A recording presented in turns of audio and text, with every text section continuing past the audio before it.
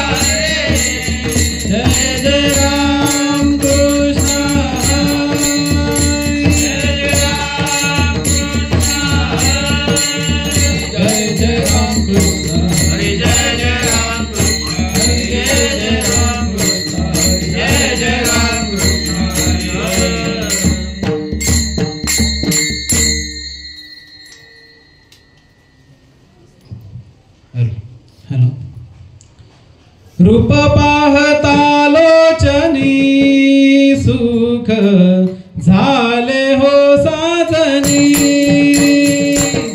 सुख झाले हो साजनी, सुख झाले हो साजनी। रूप पाहता लोचनी सुख झाले हो साजनी,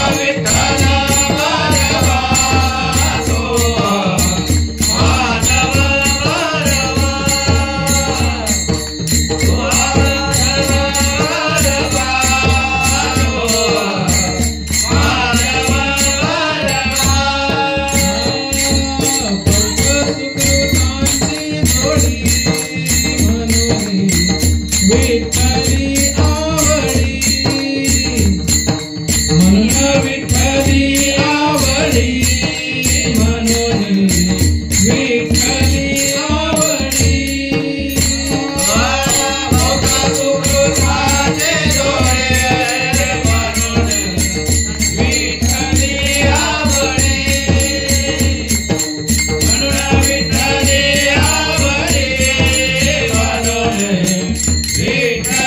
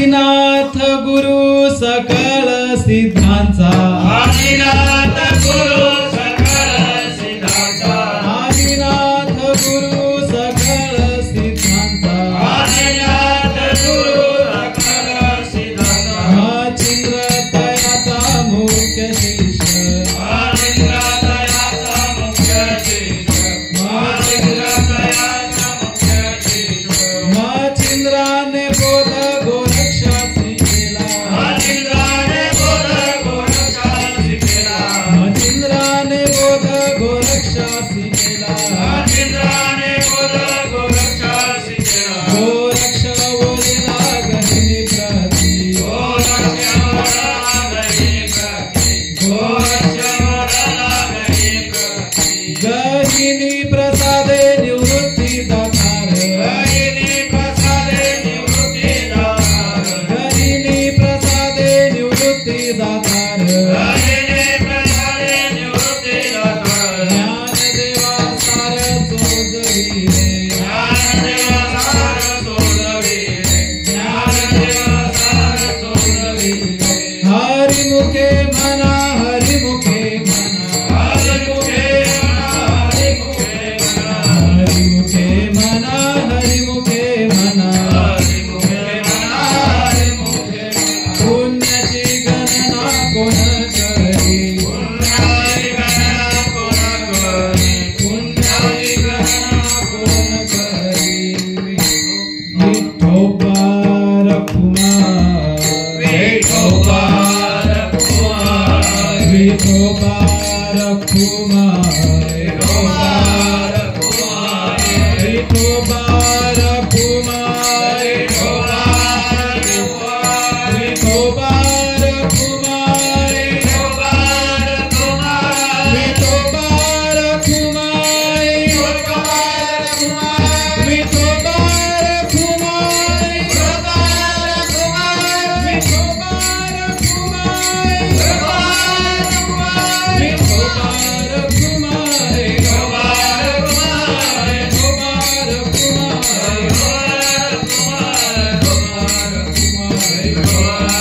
रखुमार विठोबा रखुमार विठोबा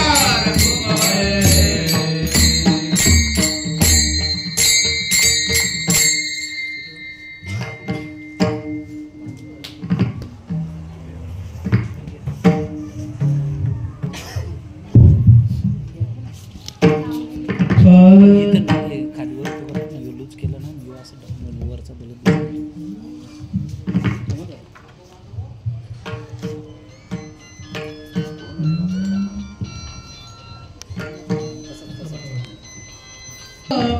सकळ सिद्धांचा आदिनाथ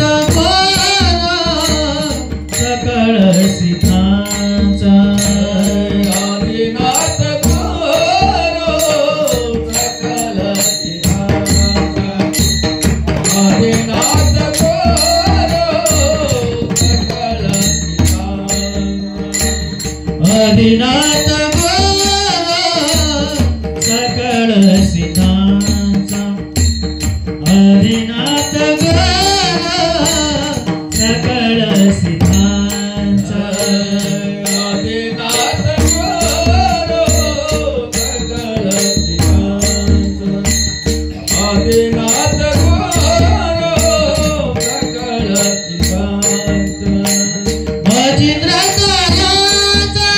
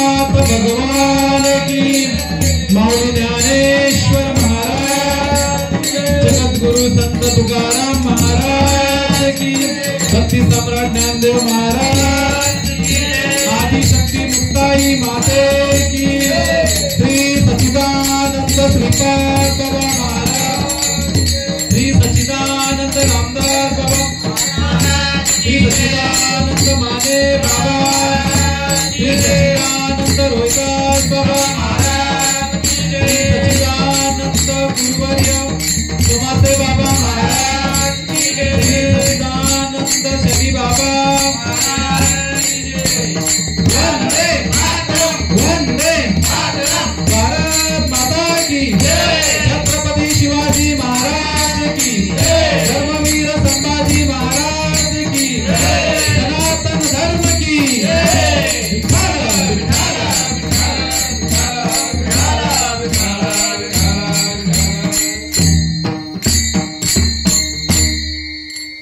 आदिनाथ गुरु सकळ सिद्धांचा मच्छिंद्र तयाचा मुख्य शिष्य मच्छिंद्राने बोध गोरक्षासी केला गोरक्ष वळला गहिनी प्रती गहिनी प्रसादे निवृत्ती दातार ज्ञानदेवा सार चोजविले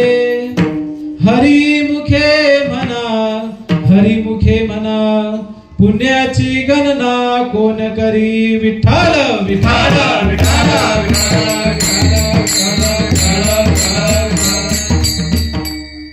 ओम ब्रह्मानंदम परम सुखदम केवल ज्ञानमूर्ती द्वंद्वादितं गगन सदृश्यं तत्त्वमस्यादि लक्षणम् एकं नित्यं विमलवचनं सर्वादि साक्षीभूतं भावादितं त्रिगुणरहितं सद्गुरुं तं नमामि जयांचे केलिया स्मरण होय सकल विद्येचे अधिकरण तेची वंदू श्री चरण ते श्री गुरूंचे नमस्कारुनी आता माझ्या भावा अंतराय नको देवा आले भागा ते करीतो नाम तुझेच उच्चारितो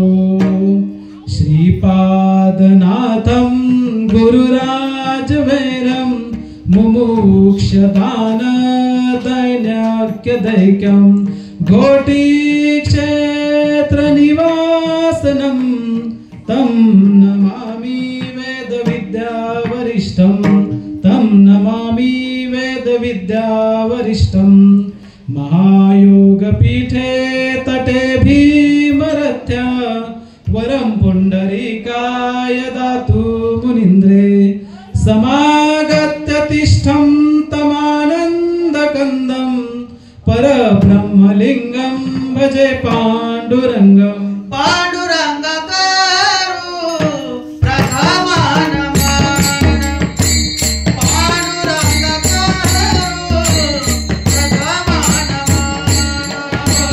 पांडुरंग करू प्रथमन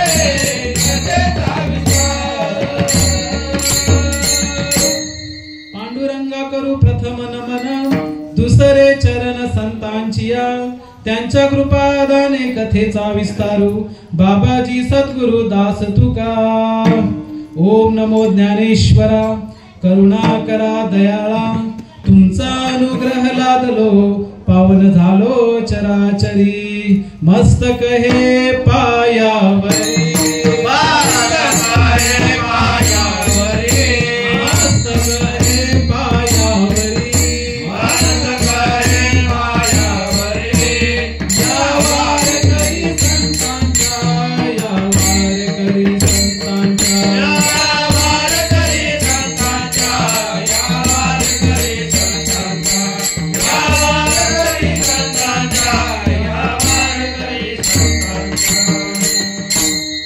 वचन ऐका कमळापती, माझी रंकाची विनंती, कर जोडितो कथे काळी, आपण असावे जवली, घेई घेई माझी भाक, जरी का मागणे अनिक, कर जोडितो कथे काळी, आपण असावे जवली, सेवेलागी सेवक झालो, सेवेलागी सेवक झालो, सेवेलागी सेवक झालो, सेवेलागी सेवक झालो, तुमच्या बोलीत चरणा, तुमच्या बोलीत चरणा, तुमच्या करुणित करणा, तुमच्या करुणित करणा, तुमच्या करुणित करणा, तुमच्या करुणित करणा. सेवेलागी सेवक झालो, तुमच्या बोलीत चरणा, तुमच्या बोलीत चरणा, तुमच्या बोलीत चरणा, सेवेलागी सेवक झालो, तुमच्या करुणित करणा, तुमच्या करुणित करणा, तुमच्या करुणित करणा.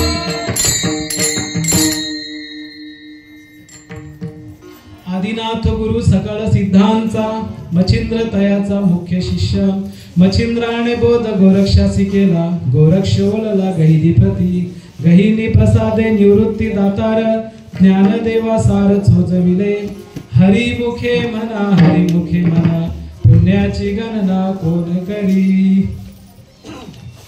भगवान स्वरूप सर्व श्रोतृवृंदांच्या चरणारविंदी विनम्र भावाने अभिवादन करून आज तुम्हा सर्व संतांच्या सेवेकरता आपल्या पुढे सादर केलेला अभंग, संत श्रेष्ठ ज्यांना ज्ञानाचा अथांग सागर समजला जातो असे अखंड संजीवन समाधी स्थित कैवल्य मूर्ती संत ज्ञानेश्वर महाराज यांच्या हरिपाठातील तुमच्या आमच्या सर्वांच्या परिचयाचा, तसेच तुमच्या आमच्या सर्वांच्या नित्य पाठातला अतिशय सोपा आणि ज्या आपल्या वारकरी संप्रदायाची सुरुवात कुठून झाली त्याचं विश्लेषण करणारा आजचा गोड असा हा अभंग तुमच्या सेवेकरता पुढे सादर करत आहे. विठ्ठला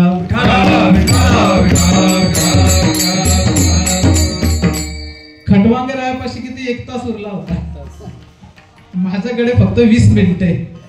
चला, जशी होईल तशी सेवा करण्याचा प्रयत्न नक्कीच करेन. तर सेवेला सुरुवात करण्या अगोदर परिहार देणं अत्यंत गरजेचं आहे, कारण या भूतलावरती कोणतीही गोष्ट निमित्त वाचून घडत नाही. तसंच आजचं जर निमित्त सांगायचं झालं की महिन्याची दुसरी एकादशी या आमच्या सद्गुरुरायांच्या, सोमासे बाबांच्या तसेच शनी बाबांच्या पदस्पर्शाने पावन झालेली पागड्याच्या पाड्यावरची भूमी दरवर्षी दर महिन्याला द्वितीय एकादशी आपली विठ्ठल रखुमाई मंदिरच्या प्रांगणामध्ये होत असे. पण काही असेल कारणास्तव आज ही एकादशी आपल्या गणेश भाऊंच्या प्रांगणामध्ये होत आहे. असो, सेवा कुठेही असू द्या, कारण ज्या वेळेला नामदेवराया कीर्तनासाठी त्यांना मज्जाव केला असता भगवंताने मंदिर सुद्धा फिरवलेलं आहे. आणि तुम्ही आम्ही खरंच स्वतःला इतके महान समजा की जरी आपण इथे अंगणामध्ये जरी बसलेलो असो तरी असं समजू नका की संप्रदाय छोटा आहे. कारण गेल्या वर्षी टॅली केली होती तर 28 लाख आपल्या महाराष्ट्रामध्ये साधक आहेत. आणि मला तर वाटतं श्रीपादांसारखी क्रांती आजपर्यंत कुठल्याही संतांनी या महाराष्ट्राच्या भूमीमध्ये केली नसेल. विठ्ठल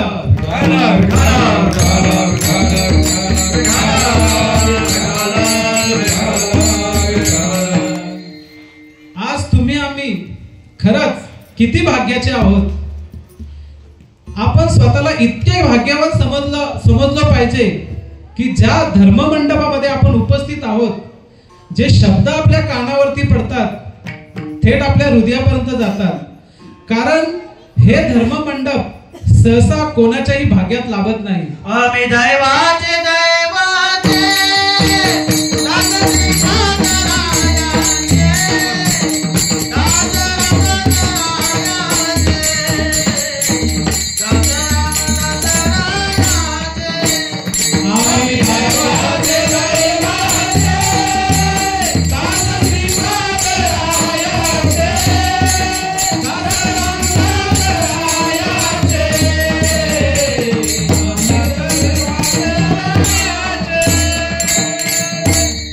आम्ही दैवाचे दैवाचे दास श्रीपादरायांचे, दास रामदासरायांचे. सेवेमध्ये रुजू होण्यापूर्वी अभंग जो निवडलेला आहे, अभंग आहे ज्ञानोबारायांचा. आणि ज्ञानोबारायांपर्यंत तो अनुग्रह, ते तत्व कसं आलेलं आहे, त्यांनी त्यांची आपली परंपरा हरिपाठाद्वारे आपल्या समोर मांडली गेलेली आहे. कारण आपल्याला सुद्धा एक परंपरा आहे. आज आपण पाहतो जगतामध्ये अनेक पंथ किंवा धर्म निर्माण होतात, परंतु कितीतरी पंथ येऊन बुडाले, परंतु आपल्याला काही जणांतर त्यांची परंपरा सांगता येत नाही. कुठून आले, कुठून गेले, काहीच पत्ता नाही. परंतु आम्ही छाती ठोकपणे सांगू शकतो की आमची जी परंपरा आहे ती साक्षात भगवंताच्या सुरुवात, म्हणजे जेव्हा नव्हते चराचर किंवा ही सृष्टीची निर्मिती होण्या अगोदर पासूनची आमची परंपरा आहे. ती आजवर जशीच्या तशी अविरतपणे चालू आहे. विठ्ठल विठाला विठाला विठाला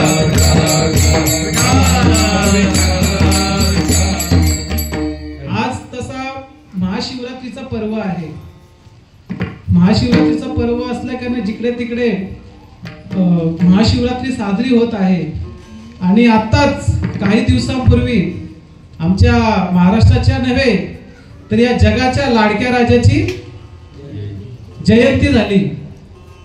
बघा, त्यांचा उल्लेख आम्ही जाणीवपूर्वक का करतो, कारण हे जे व्यासपीठ ज्यांच्यामुळे आम्हाला लाभलेलं आहे, ते व्यासपीठात सुद्धा आम्हाला त्या आमच्या राजामुळे लाभलेलं आहे. आम्हाला कधी कधी सांगितलं जातं कीर्तनातून तुम्ही शिवचरित्र सांगू नका किंवा सांगण्याचा प्रयत्न करू नका. आम्ही का सांगू नये? अरे तुम्ही ज्या भूमीवरती, ज्या व्यासपीठावरती उभे आहात, तो व्यासपीठ सुद्धा ते आमच्या छत्रपती शिवाजी महाराजांच्याच मुले आहे. दोन शब्द छत्रपती शिवाजी महाराजांबद्दल बोलतो आणि पुढे कीर्तनात प्रवेश करतो. बघा, छत्रपती शिवाजी महाराज यांच्याबद्दल सांगायचं झालं तर पूर्ण चरित्र तुम्हाला ठाऊक आहे. आणि मग त्यातला एक एक प्रसंग असो किंवा कोणताही प्रसंग असो, माझं बोलण्याचं तात्पर्य एकच आहे की आज तरुण पिढी जी आहे, जी आपल्या आजूबाजूला वावरते किंवा इतरत्र वावरते, आम्ही छत्रपती शिवाजी महाराज की जय म्हणून चालतं का हो? त्यांचे आचार विचार आपण कधी अंतरात्म्यामध्ये आणणार आहोत की नाही? नाहीतर आम्ही छत्रपती शिवाजी महाराज की म्हटले की म्हणजे आम्ही कट्टर हिंदू किंवा इतर धर्मियांना आम्ही कमी लेखतो, परंतु आपण स्वधर्माचं किती आचरण करतो किंवा पालन करतो? छत्रपती शिवाजी महाराज तुकोबारायांच्या कीर्तनामध्ये येऊन बसायचे, परंतु आजची तरुण पिढी अक्षरशः कीर्तनात बसायला लाजते. का लाजते? त्याचं मूळ काय, कारण काय आहे? कारण छत्रपती शिवरायांचे विचार आपण आत्मसात केलेले नाहीयेत. राजे तर आमचे कीर्तनात बसायचे, तसेच आजची तरुण पिढी टोपी घालायला, माल तर नकाच घालू. मी का असं म्हणताय माल? कारण माल घातल्याने जर तुमच्यावरती बंधने येत असतील तर ठीक आहे, माल जरी नाही तुम्ही घातली तर कमीत कमी त्यांची टोपी आमचा वारकरीचा पोशाख आहे. कारण आज जर हिंदू धर्म जर जागृत कोणी ठेवला असेल वेशभूषा परिधान करून, तर आमच्या वारकरी संप्रदायाने ठेवलेला आहे. नाहीतर तुम्ही हिंदुत्वाची ओळख कशी सांगणार आहात? टोपी घालायला आम्हाला लाज वाटते, आम्हाला धोतर लावायला लाज वाटते, आम्हाला कुर्ता परिधान करायला लाज वाटते. उलट एखादा महाराज रस्त्यातून जात असलं तर त्याला हसतात, बुवा चालला कुठं. अरे बाबा, त्या तुकोबारायांच्या ज्ञानोबारायांच्या विचाराने हा तुमचा देश घडलेला आहे. छत्रपती शिवरायांनी विचार कोणाचे घेतलेले आहेत? संत तुकोबारायांचे घेतलेले आहेत. तेव्हा कुठे हा महाराष्ट्र घडलेला आहे. नाहीतर अनेक राजे होऊन गेले, परंतु एकच राजा असा झाला की ज्याच्या राज दरबारामध्ये कोणत्याही प्रकारची स्त्री नृत्य केलं नाही, उलट स्त्रीचा सन्मान झालेला आहे. मग ते विचार कोणाचे आहेत? आमच्या संतांचे आहेत. विठ्ठल विठ्ठल.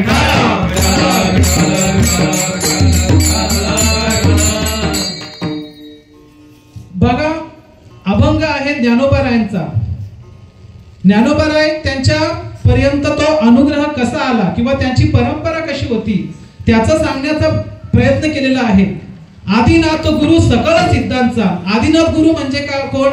साक्षात भगवान शंकर, ज्यांची महाशिवरात्री आता आपण साजरी करत आहोत. त्या आदिनाथ गुरु म्हणजे शंकर भगवंतांकडून ते नाम, ते तत्व जेव्हा पार्वती मातेच्या कानामध्ये, कारण काना जे पेरले डोला ते उगवले, त्या उक्तीप्रमाणे जेव्हा भगवान शंकर पार्वती मातेला तो अनुग्रह देत असतात, अनुग्रह देत असताना त्यांनी एकांतमध्ये नेलेले आहेत त्यांना. आणि एकांतमध्ये अनुग्रह देत असताना तो अनुग्रह मच्छिंद्रनाथांनी माशाच्या पोटामध्ये म्हणजे गर्भात असताना श्रवण केलेला आहे. आणि त्यानंतर मच्छिंद्रनाथांचा शिष्य गोरक्षनाथांकडून गहिनीनाथांकडे, गहिनीनाथांकडून निवृत्तीनाथांकडून आमच्या ज्ञानोबारायांकडे ही एक गुरु एक शिष्य परंपरा होती. परंतु माऊलींनी ती परंपरा मोडीत काढलेली आहे. कोणासाठी? तर तुमच्या आमच्यासाठी, की माझं एकल्याचं कल्याण झालं तर त्यात नवल नाही, या संपूर्ण विश्वाचं कल्याण हो, अशी त्यांची भावना होती. आणि मग त्यांनी त्यासाठी निवृत्तीरायांकडून तसं वरच मागितलेलं आहे. तरी अवधान एक बार दीजे, या उक्तीप्रमाणे त्यांनी की गुरुराया तुम्ही जे मला देताय, परंतु ते मी माझ्यापर्यंत मर्यादित न ठेवता या संपूर्ण जगाला त्याचा आनंद कसा घेता येईल यासाठी मला तुम्ही वरदान द्या. आणि त्याच्यानंतर मग ज्ञानोबारायानंतर हा संप्रदाय किंवा ही वारकरी संप्रदाय जो पसरलेला आहे तो तेव्हा पसरलेला आहे. विठ्ठल विठ्ठल.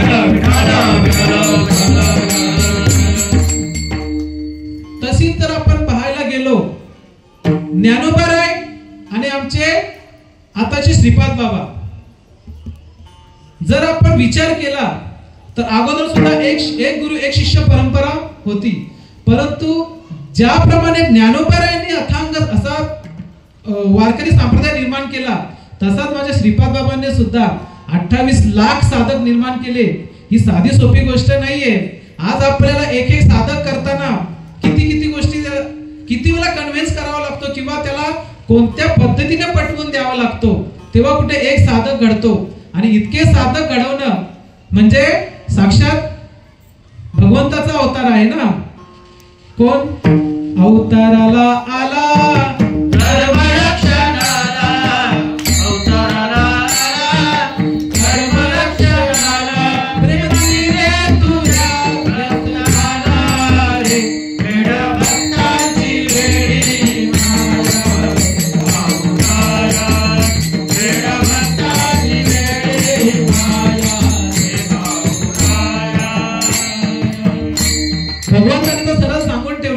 भगवद्गीतेमध्ये की जेव्हा जेव्हा धर्मावरती ग्लानी येईल तेव्हा तेव्हा मी अवतार घेईल.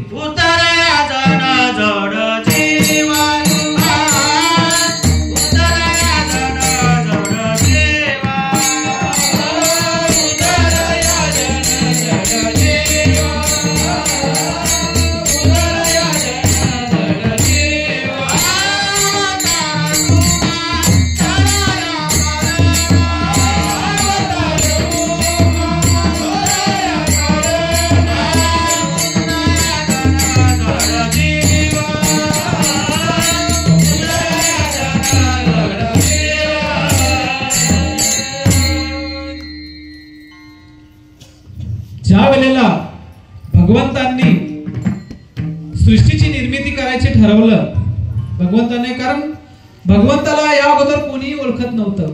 मग भगवंताने काय ठरवलं की मला कोणीतरी ओळखणारा पाहिजे, म्हणून त्याने सृष्टीची निर्मिती केली. आणि सृष्टी निर्मितीचं कार्य कोणाकडे सोपवलं? ब्रह्मदेवांकडे. आता ब्रह्मदेवांकडे कार्य तर सोपवलं, परंतु ब्रह्मदेव सुद्धा विचारात पडले की बाबा कार्य तर सोपवलंय, पण नेमकं सृष्टीची निर्मिती करायची कशी? कारण ज्ञान नव्हतं की सृष्टी निर्मिती कशी करायची आहे. आणि कोणतीही गोष्ट जर करायची ती ज्ञान नसल्याशिवाय करू सुद्धा नाही, कारण ती विफळ होते. आता ब्रह्मदेव इकडे तिकडे भटकू लागले की नेमकं सृष्टीची निर्मिती करायची कशी. शेवटी भगवंताला दया आली आणि भगवंताने हंसाचं रूप घेतलं. आणि हंसाचं रूप घेऊन ब्रह्मदेवाला ते तत्वज्ञान दिले. हंसरूपी ब्रह्मा उपदेशी. आणि मग श्री विष्णू श्री हरीच्या. तर भगवंताने हंसाचं रूप घेतलं आणि ब्रह्मदेवाला ते ज्ञान, जो अनुग्रह तुम्हा आम्हाला सर्वांना जो मिळालेला आहे, तोच अनुग्रह त्यांनी ब्रह्मदेवाला दिला. आणि ब्रह्मदेवाला अनुग्रह दिल्यानंतर मग ब्रह्मदेवाने या सृष्टीची निर्मिती केली. आणि सृष्टीची निर्मिती तर केली, त्यांनी 83,99,999 प्राणी निर्माण सुद्धा केले ब्रह्मदेवांनी. परंतु नंतर परत विचारात पडले की जितके मी प्राणी निर्माण केलेले आहेत, पशु निर्माण केलेले आहेत, त्यामध्ये भगवंताला ओळखणारा कोण आहे? कारण भगवंताला ओळखणारा कोणीतरी पाहिजे ना. कारण प्राणी आणि पक्ष्यांच्या ठिकाणी काय असतं? फक्त उत्तम मध्य भोग भोगिती. कारण त्यांना इतकंच माहिती असतं, खायचं प्यायचं राहायचं, बाकी त्यांना कोणत्याही गोष्टीची जाणीव नसते. मग त्याच्याकरता भगवंताने ब्रह्मदेवाने मानवाची निर्मिती केली. आणि मानवाची निर्मिती केली कशासाठी? भगवंताला ओळखण्यासाठी. विठ्ठल विठ्ठल आम्ही अनेक वेळा कीर्तन सांगत असतो की भगवंताची ओळख आपल्याला तोपर्यंत असते जोपर्यंत आपण आईच्या गर्भामध्ये असतो. ज्या दिवशी आपल्या गर्भाची नाळ तुटते त्या दिवशी आपण त्या भगवंताला आपल्या भगवंताचा विसर पडतो. मुळात आपला जन्म कशासाठी झालाय किंवा आपण कशासाठी आलोय हेच आतापर्यंत आपल्याला ठाऊक नाहीये. कारण कुठेतरी बघा, एक नेहमी आपण ऐकत असतो की मला मोक्ष हवा, मोक्ष हवा, पण मोक्ष मिळेल कसा? मुख्यतः जर आपण पाहायला गेलो, मोक्षाची परिभाषा आपल्याला माहित नाहीये. म्हणजे माझ्या बद्दल बोलतोय. मोक्ष जर आपल्याला ठाऊक असता तर आपण कधीच त्या मोक्षाला पात्र झालो असतो. परंतु मोक्ष म्हणजे काय आपण इतरत्र वेळा समजत आलेलो. मोक्ष म्हणजे स्वर्गप्राप्ती, कैलाशवासी किंवा वैकुंठवासी. याला आपण काय समजतो? मोक्ष म्हणजे मी चांगले कर्म केले म्हणजे पुण्यात्मक पुण्य, म्हणजे मी जास्त पुण्य केले म्हणजे मला काय प्राप्त होणार आहे? स्वर्गाची प्राप्ती होणार आहे, कैलाशाची प्राप्ती होणार आहे किंवा वैकुंठाची प्राप्ती होणार आहे. पाप आणि पुण्य समान झाले तर काय होणार आहे? परत मानवाचा जन्म मिळणार आहे. आणि पापात्मक पापे, जर तुमचे पाप जास्त झाले तर तुम्हाला नरक यातना भोगणार आहेत. आपण इथपर्यंत तर समजतो की इथपर्यंत म्हणजे मी जास्त चांगले कर्म केले की मला पुण्य मिळेल, आणि पुण्य मिळाल्यानंतर काय? मला मोक्ष मिळेल. मोक्ष म्हणजे काय? स्वर्ग, वैकुंठ किंवा कैलाश, हे 3 लोक आपल्याला प्राप्त होतील. इथपर्यंत आपण स्टॉप झालो, म्हणजे तिथपर्यंत पोहोचलो आपण, म्हणजे मोक्ष मिळाला. पण माय बापांनो ऐका, मोक्षाची व्याख्या खरी तशी नाहीये. तुम्ही तोपर्यंत टिकून आहात जोपर्यंत तुमचे पुण्य शिल्लक आहे. ज्या दिवशी तुमचे पुण्य संपले की तुम्हाला परत या पृथ्वी तलावरती येऊन परत 184 योनींमध्ये फिरावं लागणार आहे.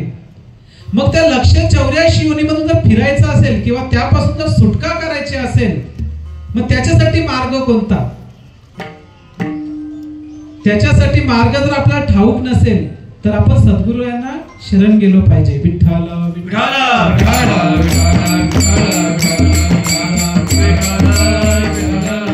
मग सद्गुरू आपल्या माथ्यावरती हात ठेवतात आणि आपल्याला कुरवाळून सांगतात, हे बाबा तुझा जन्म कशासाठी झाला करतोय काय आणि तुला नेमकं प्राप्त काय करायचं आहे. मग त्यावेळेला ते आपल्याला सांगतात की तुझा जन्म हा इतरत्र कर्म करण्यासाठी झालं, पण आम्ही काय करतोय, आम्ही इतरत्र कर्मामध्ये गुंतलेलो आहोत. आणि कुठेतरी जो समज आहे की मी नाही चांगले कर्म केलं तर मी पोहोचणार आहे, पण नाही. खरं तर मोक्ष म्हणजे काय की हा जो जीव आहे तो जीव शिव स्वरूप आहे आणि त्या शिव स्वरूपाची आपल्याला ओळख करून घ्यायची आहे. आणि शिव स्वरूपाची ओळख आपल्याला कोण करून देतात, सद्गुरू करून देतात. मग सद्गुरू ओळख करून देतात, मग त्याच्यासाठी आपल्याला काय करावं, सद्गुरूंना शरण जावं लागेल. पण सद्गुरूला शरण जाताना तुम्हाला सद्गुरूला शरण जायचं आहे. मग तुम्ही इतरत्र जर कोणाच्या शरण गेलात तर परत तुम्हाला राडगाडगा आहेच. मग सद्गुरू आमचे बाबा तर आम्हाला नेहमी सांगतात की ज्या तुमच्या माळ घालताना 3 प्रश्न विचारले जातात, 2 प्रश्न, तू कोण आणि देव कोण. 2 प्रश्नांची उत्तरे जर आपल्या सद्गुरूंनी योग्य दिली तर समजायचं आपला सद्गुरू आणि किंवा आपला मार्ग खरा आहे. जर या 2 प्रश्नांची आपल्याला उत्तरं भेटत नसतील तर समजायचं कुठेतरी मार्ग चुकतोय. छोटंसं उदाहरण देऊन सांगतो. मी पागड्याच्या पाड्याला उभा आहे, ठीक आहे, मला जायचंय पुढे कोणता फाटा, घोट फाटा, घोट नारेम फाटा, चला फॉर एक्झाम्पल नारेम फाट्याला जायचं आहे. आणि मी पागड्याच्या बस स्टॉप वरून कल्याणला जाण्याचं बस पकडली तर मी पुढे त्या घोट फाट्याला पोहोचेन का, नाही पोहोचणार. म्हणजे भक्ती मार्गामध्ये तसेच आहेत. आपल्या 9विध भक्तीचे प्रकार सांगितले आहेत, मग त्याच्यात आत्मनिवेदन भक्ती सर्वात श्रेष्ठ भक्ती सांगितलेली आहे. कारण त्याच भक्तीने तुम्ही त्या भगवंताला, मुळात आमचा भ्रम कुठे झालेला माहितीये का, मी, आपण आणि भगवंत काहीतरी वेगळ्या वस्तू समजतो. म्हणजे भगवंत काहीतरी वेगळी वस्तू आहे, मी काहीतरी वेगळी वस्तू आहे. त्याकरता आपण काय करतो, मग त्या प्रत्येक वाराला आपण भगवंत बदलत असतो. म्हणजे सोमवार आला की आपण शंकराची भक्ती, मंगळवार आला की आपण गणपतीची भक्ती, बुधवार आला की विठोबाची भक्ती, गुरुवार आला की दत्तात्रेयांची किंवा साईबाबांची, शुक्रवार आला की संतोषी माता, शनिवार आला की हनुमंताची भक्ती. हे तुमचे भक्तीचे प्रकार आहेत. ठीक आहे, ती भक्ती चांगलीच आहे, पण जर तुम्ही आत्मस्थिती, आत्मस्वरूपाची जर ओळख करून नाही घेतली तर तुम्ही त्या मोक्षाला प्राप्त होणार आहात का. कारण तुम्हाला इथे येऊन फक्त तुमचं स्वतःचं स्वरूप ओळखायचं आहे. मग ते स्वतःचं स्वरूप ओळखत असताना भगवान शंकर, विठ्ठला विठ्ठला विठ्ठला विठ्ठला. ज्ञानेश्वरीमध्ये ज्ञानोबारायांनी म्हटलेले आहे, क्षीर सिंधूच्या परिसरी शक्तीच्या कर्णकुहरी नेनो काय त्रिपुरारी सांगितले जे. म्हणजे विठ्ठला विठ्ठला विठ्ठला.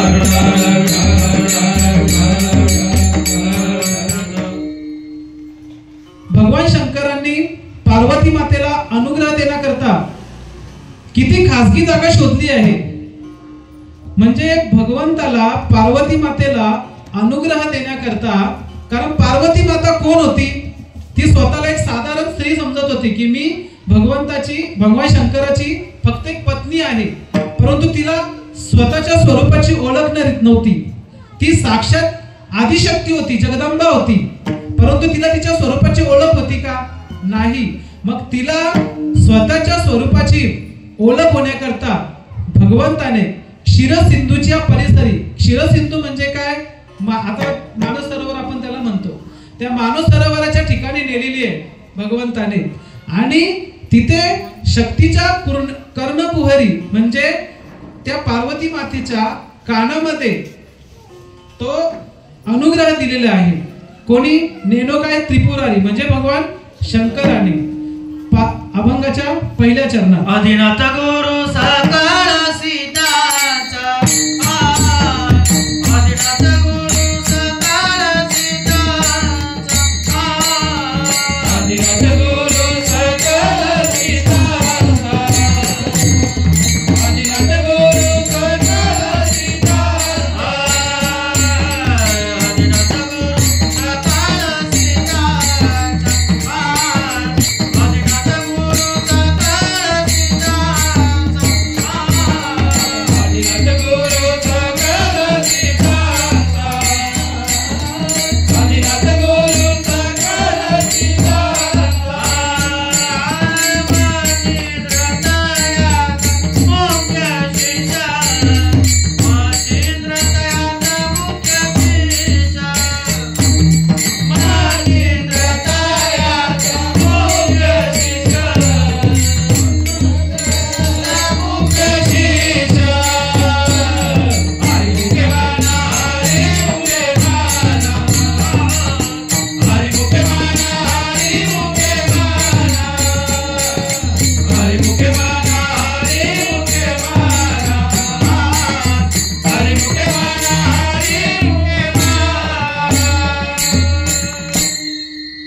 अभंगाच्या पहिल्या चरणात हरिपाठामध्ये ज्ञानोबाने सांगितलेले आहे, आदिनाथ गुरु सकळ सिद्धांचा मच्छिंद्रतायाचा मुख्य शिष्य. मग भगवंत पार्वती मातेला तो अनुग्रह करत असताना तो अनुग्रह कोणी ऐकला? नवनारायणाचे जे अवतार झाले त्याच्यापैकी पहिला अवतार जो आहे तो मच्छिंद्रनाथांचा आहे. आणि मच्छिंद्रनाथांनी तो अनुग्रह ऐकण्यासाठी कशाद्वारे गेले? ते माशाच्या पोटामध्ये गेले. आणि आपण सहज म्हणतो की उघड मंत्र जाणा राम कृष्ण हरी. अहो, तर भगवंत इतकी काळजी घेतात अनुग्रह देताना. माझ्या गुरुन मला ग बाई नेल एकांत, माझ्या गुरुने मला ग बाई नेल एकांत, ज्ञानाचे ज्योत लावीन हृदयात, ज्ञानाचे ज्योत लावीन हृदयात. माझ्या गुरुने मला ग बाई नेल एकांत, माझ्या गुरुने मला ग बाई नेल एकांत, ज्ञानाची ज्योत लावीन हृदयात, ज्ञानाची ज्योत लावीन हृदयात. कानाचे पेरले डोलाते उगवले या उक्तीप्रमाणे भगवान शंकरांनी किती काळजी घेतलेली आहे पार्वती मातेला एकांतात तो अनुग्रह देण्यासाठी. कारण काहीतरी त्याच्यामध्ये विशेष तत्व असेल ना. आम्ही बऱ्याच वेळेला म्हणतो की भगवान शंकर कोणाचा जाप करतात? रामाचा जाप करतात, बरोबर. आणि राम कोणाचा करतात? शंकराचा जप करतात. अरे बाबांनो, खरे काय ते जगाला सांगून द्या ना की भगवंत नेमकं कोणाचा जप करतात. कारण राम आणि कृष्ण जरी भगवंताचे अवतार असले तरी त्यांना सुद्धा गुरु करावा लागला आहे. का करावा लागला आहे? स्वस्वरूपाची ओळख. आणि स्वस्वरूपाची ओळख झाली की मग आपण थांबतच नाही. आपण समजतो की बाबा मी खरोखर जीव नसून शिव आहे आणि कुठेतरी कर्मकांडामध्ये गुंतलेलो आहोत. मग तेच अनुग्रह, तेच तत्वज्ञान मच्छिंद्रनाथांनी ग्रहण केलेलं आहे. कशा करता? जगाच्या कल्याणाकरता. नवनारायणांचे अवतार झालेले आहेत 9, त्याच्यापैकी मच्छिंद्रनाथांचा पहिला अवतार आहे. आणि मच्छिंद्रनाथांनी तो अनुग्रह माशाच्या उदरामध्ये स्वीकार केलेला आहे.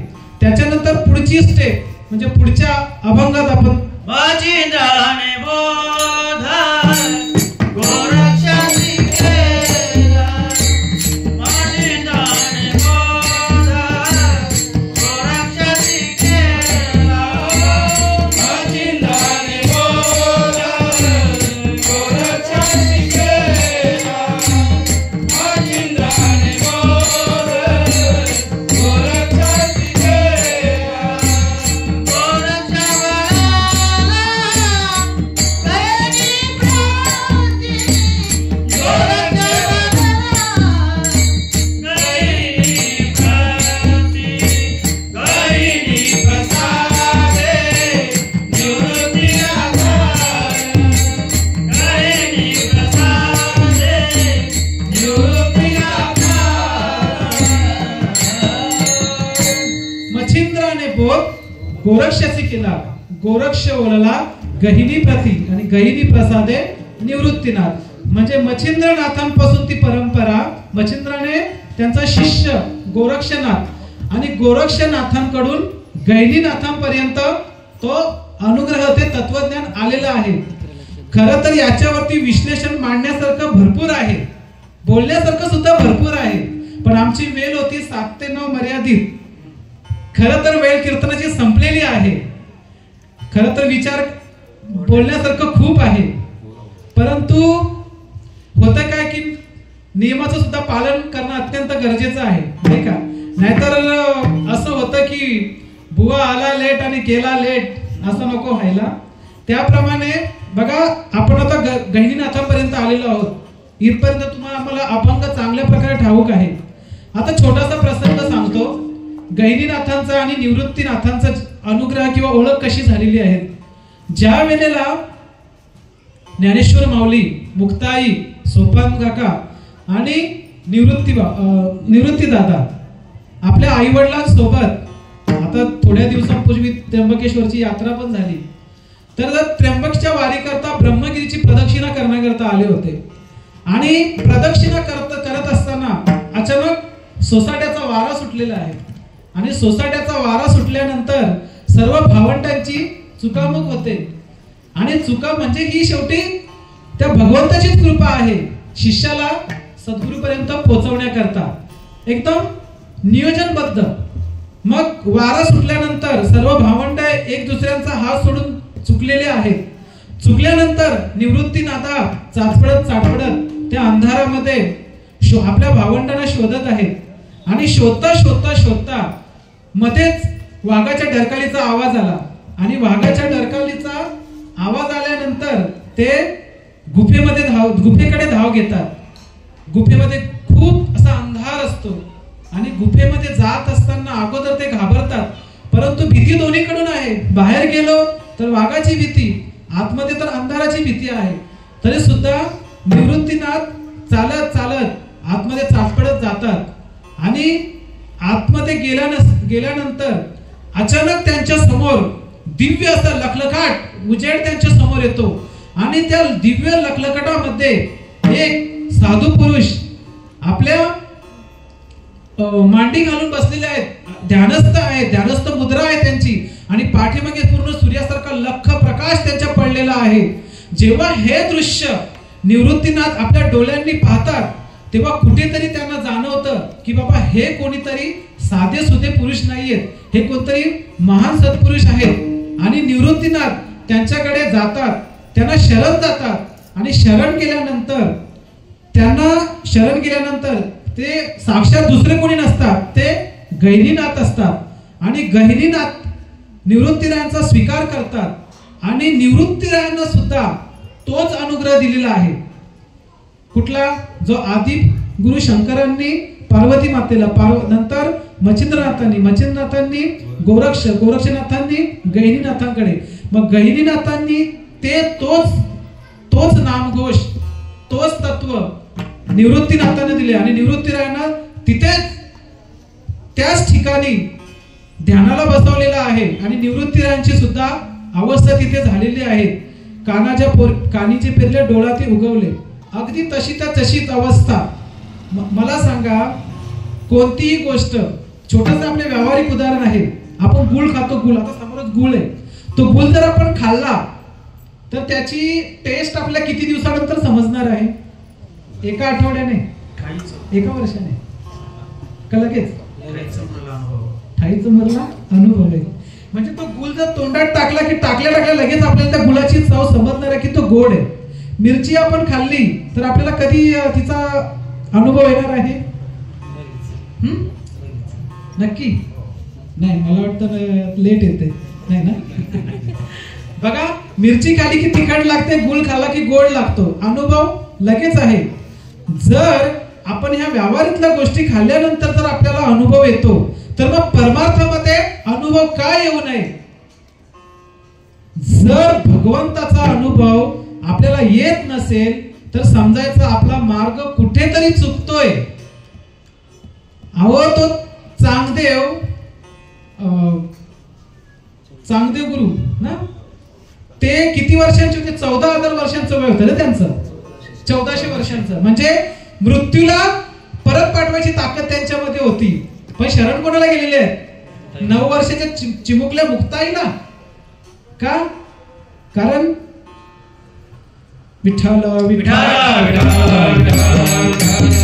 नामदेवरायांना सुद्धा असंच वाटायचं की माझ्या हातून देव जेवतोय, देव खातोय, देव पितोय.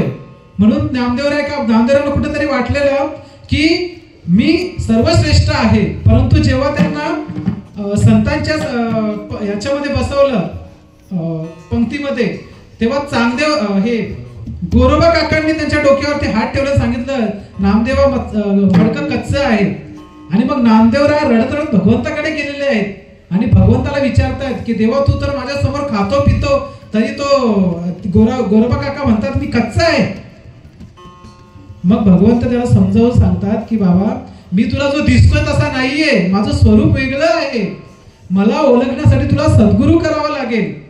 त्याचप्रमाणे निवृत्तीरायांना गैनीनाथांनी अनुग्रहित केलेला आहे आणि लगेच अनुभव त्या ठाईचं वैसुनी करायचं चित्त. त्याप्रमाणे निवृत्तीरायांना तो अनुभव लगेच आलेला आहे. विठ्ठल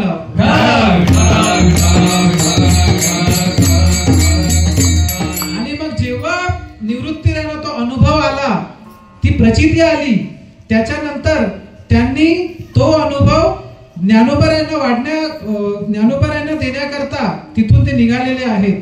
त्याचा सारांश आपण पुढील पाहू. पुढे वाटचाल करण्या अगोदर तुम्ही आम्ही सर्वांनी एकदा त्या भगवंताचं गोड असं चिंतन करूया.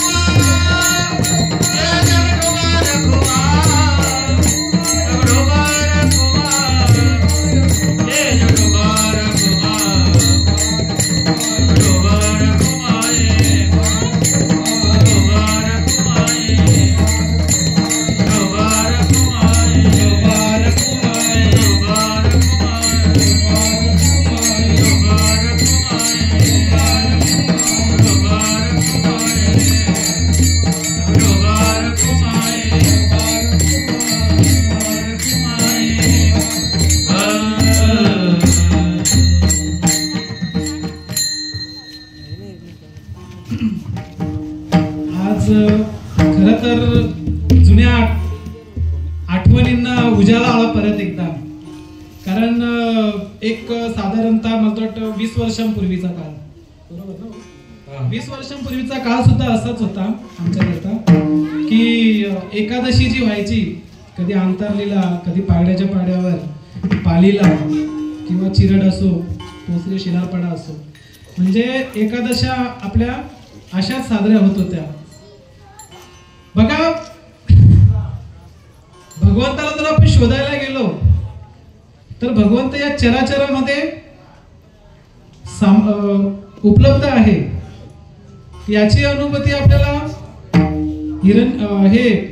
भक्त प्रल्हादाच्या द्वारे येते की भक्त प्रल्हादाच्या रक्षणाकरता भगवंता खांब काढून आलेला आहे. म्हणजे भगवंत हा फक्त मंदिरापुरता मर्यादित आहे का हो? परंतु आम्ही त्या भगवंताला कुठेतरी मंदिरापुरता मर्यादित समजतो आहोत. परंतु भगवंत हा चराचरामध्ये सामावलेला आहे. त्याच्यामुळे काळजी करायची नाही. जे चाललंय ते योग्य आणि जे होते तेही चांगले. विठ्ठल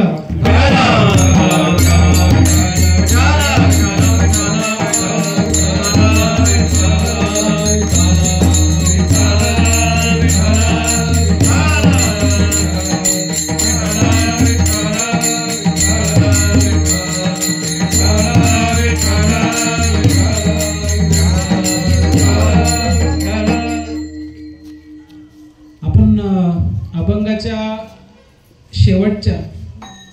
शेवटच्या पायरीपर्यंत आलेलो आहोत की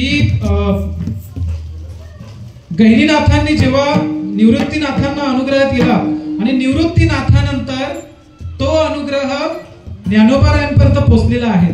परंतु ज्ञानोबारायांनी तेव्हा अट घातलेली आहे की दादा तुम्ही मला जी गोष्ट देत आहात, जो अनुग्रह देत आहात किंवा जे नाम देत आहात ते मी माझ्या पुरता मर्यादित ठेवणार नाहीये. मी तो संपूर्ण जगाला जगाचं कल्याण कसं होईल, कारण जगाच्या कल्याणात संतांची विभूती. त्या उक्तीप्रमाणे ज्ञानोबारायांनी तो अनुग्रह, ते ज्ञान, ते तत्वज्ञान आपल्या पुरतं न ठेवता इतरत्र त्यांनी त्याचा प्रचार प्रसार केलेला आहे. तेव्हा आपण हा जो वारकरी किंवा वैष्णव संप्रदाय, वारकरी संप्रदाय, त्याचा मूळ पाय कोणाला म्हणतो आपण? ज्ञानोबारायांना. मग ज्ञानोबारायांपासून ही परंपरा पुढे चालत आलेली आहे आणि तशीच परंपरा आम्हाला सुद्धा लाभलेली आहे की भगवान ब्रह्मदेवाकडून मुख्य महाविष्णू चैतन्याचे मूळ संप्रदाय फळ तेथून या. म्हणजे संप्रदायाची, आपल्या संप्रदायाची जी परंपरा आहे ती भगवान विष्णूकडून आलेली आहे. आणि माझ्यापर्यंत कशी लाभली? माझे गुरु सच्चिदानंद सोमासे बाबांचे गुरु संत श्रीपाद बाबांचे गुरु केरोबाबांचे गुरु बंडोबाबांचे गुरु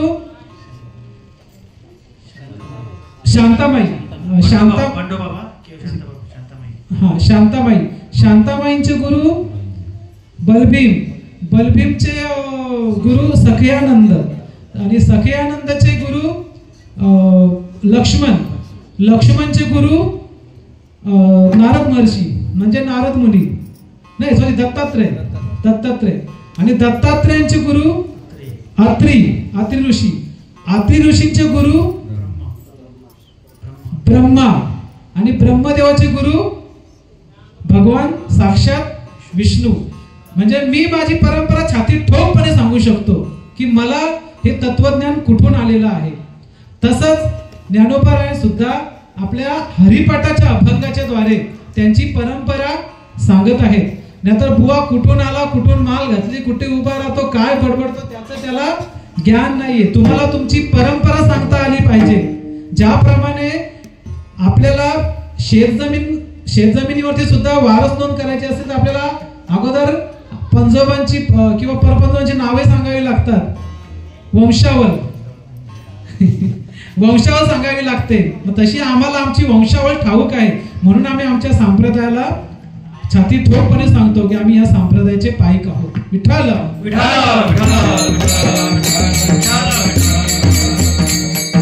असू द्या. तुमच्या समोर मी उपस्थित जो आहे तो कोणी मोठा कीर्तनकार किंवा प्रवचनकार अजिबात नाहीये. फक्त या जगतामध्ये आता सध्याच्या युगामध्ये एकच असे हे व्यासपीठ उरलेलं आहे की ज्यातून तुम्हाला धर्म किंवा धर्माची व्याख्या असेल किंवा स्वस्वरूपाची ओळख सांगण्याचं एकच असं आता एक व्यासपीठ एक शिल्लक राहिलेलं आहे. बाकीची जी व्यासपीठ आहेत ती सर्व बरबटलेली आहेत. परंतु एकच असं व्यासपीठ आहे की ज्याच्यावरून तुम्हाला शिवाची जीवाचं शिवस्वरूप कसं व्हायचं त्याचं ज्ञान इथून प्राप्त करता येईल. आज तुमच्या समोर मी जो उपस्थित आहे ते मी तुमच्यासारखाच एक सामान्य आहे, परंतु त्या सद्गुरुरायांची कृपा झाली आणि वाचा बोलू लागली. त्याच पद्धतीने ही नारदाची गादी आम्ही स्वप्नात सुद्धा विचार केली नव्हती की इथे उभे राहून आम्हाला कधी संधी मिळेल, परंतु माझ्या सद्गुरूंची कृपा झाली आणि 2 शब्द कुठेतरी बोलता यायला लागले. आणि त्यांच्याच माझ्या तोडक्या मोडक्या भाषेमध्ये वेळ आपल्याकडे खूप अत्यंत कमी होता, त्याच्यामध्ये शॉर्ट बट स्वीट करण्याचा प्रयत्न कुठेतरी केलेला आहे. तसेच आज कीर्तनासाठी उपस्थित आमचे गुरुबंधू गणेश भाऊ सुद्धा आहेत, आमचे आत्माराम भाऊ, पुढे आमचे गुरुबंधू संतोष भाऊ, ते असल्यानंतर थोडा धीरच असतो, आता काही टेन्शन नाहीये. तसेच आमचे बाजूचे भाऊ नारायण भाऊ, ते सुद्धा अत्यंत छान त्यांचा आवाज आहे. 2 गायक असले म्हणजे आम्हाला अजिबात टेन्शन नसते. पुढे आताच आपले नवनिर्माचित आपण बोलतो ना, आपण आताच म्हणजे हेडुसन गावामध्ये आपला एकही साधक नव्हता, तिथे आपण बीज रोवण्याचं काम केलंय. आमचे गुरुबंधू निर्दोष भाऊ, त्यांनी सुद्धा आताच हा अनुग्रह घेतलेला आहे. पुढे आमचे गुरुबंधू निर्दोष भाऊ, हे रुपेश भाऊ, त्यांच्या पुढे आपण गेलो बबन भाऊ, त्यांच्या पुढे आमचे नेताजी भाऊ, आणि ज्यांनी गळ्यामध्ये विना धारण केलेले आमचे गणपत भाऊ किंवा गणपत बाबा बोललो काही हरकत नाहीये. पकवादाची साथ ज्यांनी केली ते आमचे रुद्र बंधू, आणि त्यांच्या अगोदर ज्यांनी सुंदर अशी साथ केली आमच्या ताई कोमलताई. तसेच उपस्थित तुम्ही सर्वच बसलेले असाल, तुम्ही सर्वच कीर्तनकार जे उपस्थित आहेत ते सुद्धा सर्व कीर्तन प्रवचनकार आहेत. त्याच्यामुळे त्यांच्या समोर मी ज्ञानाच्या गोष्टी करणं म्हणजे काजव्याने सूर्यासमोर फडफडणं आहे. परंतु माझ्या तोडक्या मोडक्या भाषेत मी सांगण्याचा प्रयत्न केलेला आहे. उपस्थित तुम्ही सर्व माता भगिनी असतील, तुमच्या सर्वांच्याच आशीर्वादाने इथे मी 2 शब्द बोलू शकलो. आणि वाणीतून जर कोणताही शब्द कोणाच्या हृदयाला जर लागून गेला असेल तर ते माझ्या वाणीचा दोष असेल, किंवा गणेश भाऊंच्या भाषेत सांगायचं झालं की जर एखादी चूक झाली असेल तर तुम्ही येऊन मला निश्चिंत सांगावी, ती नक्कीच पुढच्या वेळेला आम्ही सुधारू. त्या उक्तीप्रमाणे आज तुमच्या समोर थोडेसे 2 शब्द बोलण्याचा प्रयत्न केलेला आहे. आणि इथेच मी आज या माझ्या कीर्तनरूपी सेवेला पूर्ण विराम देत आहे. ज्ञानेश्वर माऊली, ज्ञानराज माऊली, तुकाराम माऊली, ज्ञानराज माऊली, ज्ञानेश्वर माऊली, तुकाराम ज्ञानेश्वर माऊली, ज्ञानराज माऊली, तुकाराम ज्ञानेश्वर माऊली, ज्ञानराज माऊली. ज्यांच्या माध्यमातून माझं पामराकडे कीर्तनरूपी सेवा आली ते आमचे गुरुबंधू गणेश भाऊ यांचं खरोखर, गणेश भाऊ असो, रुपेश भाऊ असो, बबन भाऊ असो, यांच्या सर्वांचे खरोखर आपण द्यावी तितकी धन्यता कमी आहे. कारण ती आपण बोलतो ना, कुठेतरी सुरुवात व्हायला पाहिजे आणि माध्यम, कोणीतरी माध्यम असावं लागतं नाही का, ते आणि ते माध्यम बनलेलं आहे. आणि कुठेतरी हे कार्यक्रम परत सुरू झालेले आहेत, त्याबद्दल त्यांचे शतश मी त्यांचा ऋणी आहे. आणि माझा पामराला इथे सेवा करण्याचा संधी दिली त्याबद्दल सुद्धा मी तुमचा धन्यता मानतो.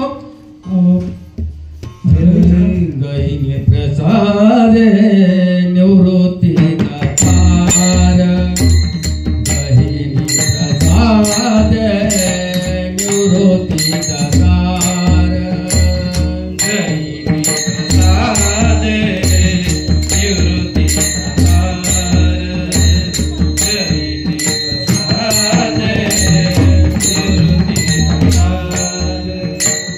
ज्ञानदेव सारा रोज मेले, ज्ञानदेव सारा रोज मेले. हरि मुखे माला, हरि मुखे माला, हरि मुखे माला, हरि मुखे माला. ज्ञानदेव सार रोज मिले,